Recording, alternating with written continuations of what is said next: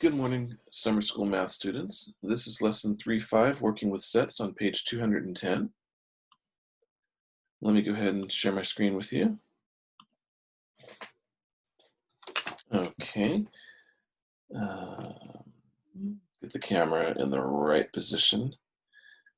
I had just moved it, and now it's like off. There we go. Okay, working with sets. Now, you've probably heard the word set a few times in the past.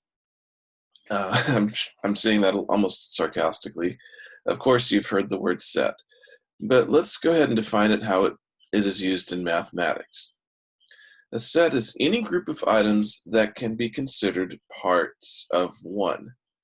A set has special characteristics that make it different from other sets. Okay, now we could say something like one set of people could be like kids that are in high school. Okay, a subset, basically meaning a set within a set, might be kids that are in high school in Monterey County or San Benito County. Another subset might be kids that are in high school here at Monterey County Home Charter School. Another subset of that might be kids that are in high school in Monterey County Home Charter School that are taking summer school math. Okay, so each time you have a subset, or which is a set inside of a set, then that means it's a smaller group that fits the characteristics of the larger group. Okay, but we say a smaller group because we define it a little bit more. Okay, I hope that makes sense. All right, hint. Since most inequalities have several solutions, one might think of the solution as a set. Now, if you have an equation, your answer is not usually going to be a set. It's usually going to be a number. X is equal to 8, meaning that X is not anything bigger than 8 and X is not anything smaller than 8. Okay, that's kind of how solutions with equations often work. Now, sometimes you can have more than one solution for an equation, but I just want to say that just so I'm not confusing later when we have to start doing that. Okay, but for our purposes, with an inequality, if X is less than 8, then X could be 7, 6, 5, 4, etc. The point meaning that there's more than one number that happens to be the solution here for the inequality. Okay, so the answer is the set of all numbers that are smaller than 8. So therefore, instead of having one number as an answer, you have a set of numbers as an answer. So the question is, how do you write sets? Now, I want to go a little bit into the two basic ways of writing sets. And let me just move this down here so that it's clear.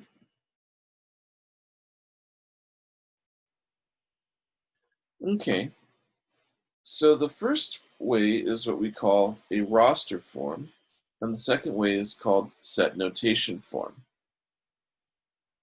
Now in the roster form, here's what you do. Basically, you write the numbers of the set in braces. So I have a specific set here in mind. The set is all odd numbers between 1 and 10. Okay, so in roster form, here's how you'd write it. You would put braces, not the kind that go on your teeth, but the kind that you write on a paper. And then every number that would fit into that category, you just write it within the braces. Okay, let's see. These are the odd numbers between 1 and 10, 1, 3, 5, 7, and 9. Okay. Some of you might be thinking, but if it's between 1 and 10, then that means it has to be bigger than 1? I don't know. It just depends on how you define the word between. I chose to mean any number within 1 and 10 that is odd. Now, another way of writing is a set notation form. In this one, you write a description of the set using the variable x to represent each number. Okay. Now, in this case, here's a way that you could write that.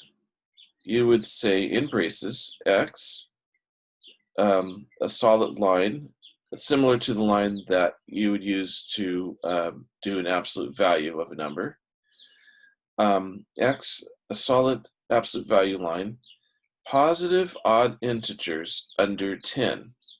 And then you could close it with the other brace. Okay. Sorry. Now, in this particular case, why do the set notation instead of the roster form? The roster form is fairly easy to understand. And the set notation is like a little bit harder to understand because you're using words. Well, let me explain why.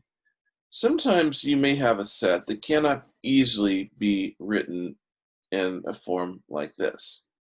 Okay? Let's take, for example, the multiples of 7.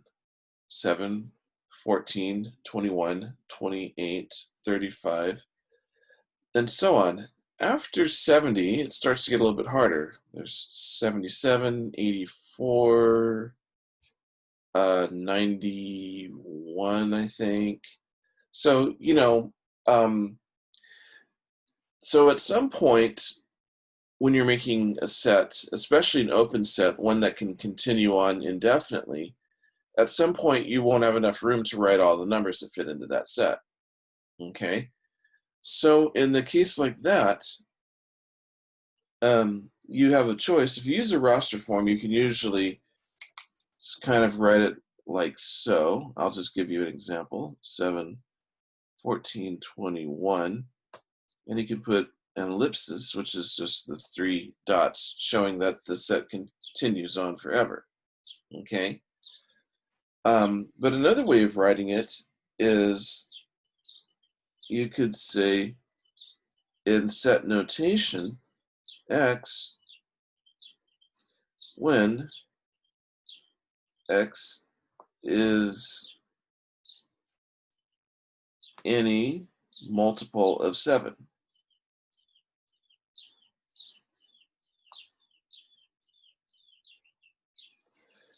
Now, you could say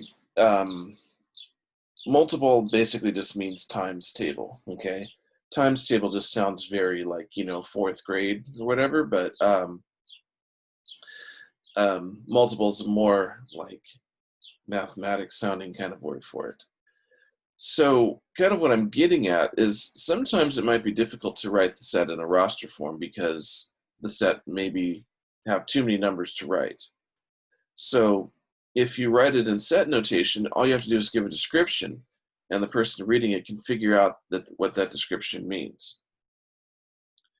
All right, continuing on with set notation, there's 3 types of sets that I want you to know about.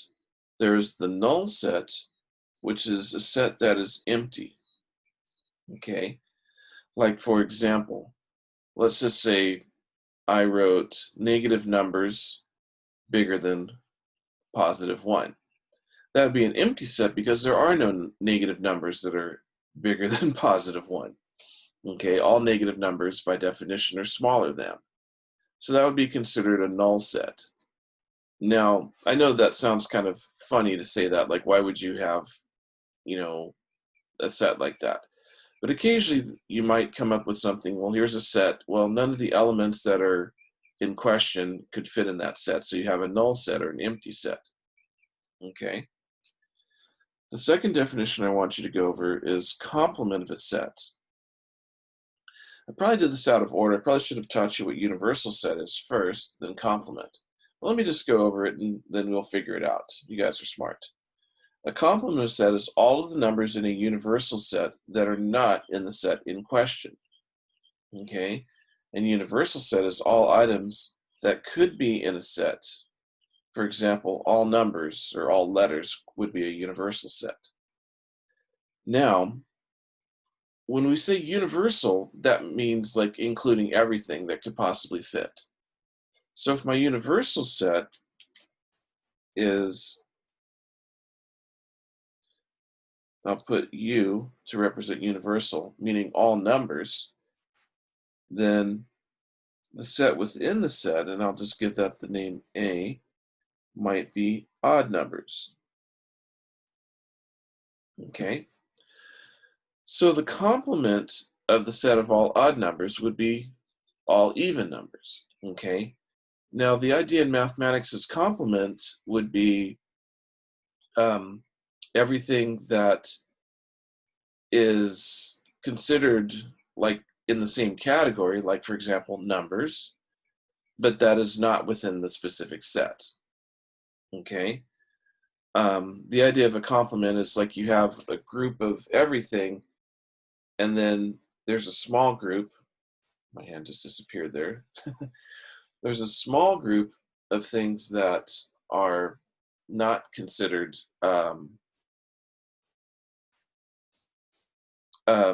part of everything. Let me take that back. They are considered part of the everything, but they're not.